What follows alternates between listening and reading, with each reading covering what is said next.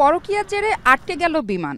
সম্প্রতি দেশের নানা সংকট, প্রতিবাদ মিছিল, হত্যা আর চাঁদাবাজির ঘটনার মধ্যে চাঞ্চল্য তৈরি করে বিমানে বোমা আতঙ্ক।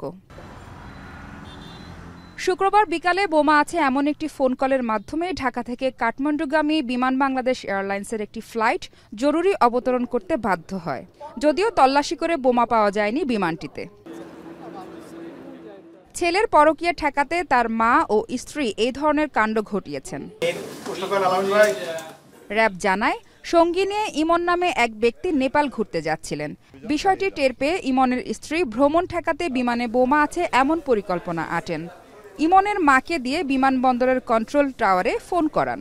যাত্রা বন্ধের জন্য তারা প্রচেষ্টা চালান, বাট কোনোভাবেই তারা সক্ষম হন না।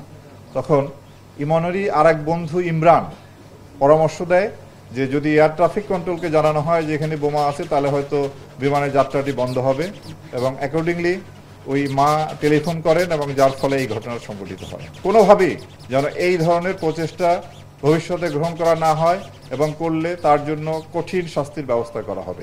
এমন মিথ্যা কল দেওয়ার ঘটনায় ৩ জনকে গ্রেপ্তার করেছে র‍্যাব।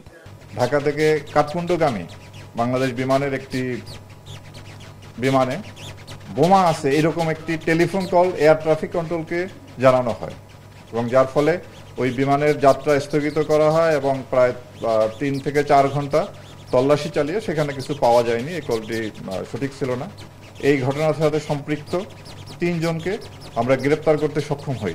উড়ো ফোন কলের জেরে কাঠমান্ডুগামী ফ্লাইটটি হযরত শাহজালাল আন্তর্জাতিক বিমানবন্দর থেকে প্রায় ৪.৫ ঘন্টা পর নেপালের উদ্দেশ্যে যাত্রা করে।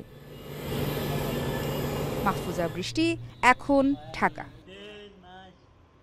কালার এক্সপার্ট, জর্জ স্যাপ এবং মাইল্ড অন হ্যান্ডস টেকনোলজি সমৃদ্ধ অরিক্স ক্রিস্টাল ওয়াশ আপনার লন্ড্রি এক্সপার্ট।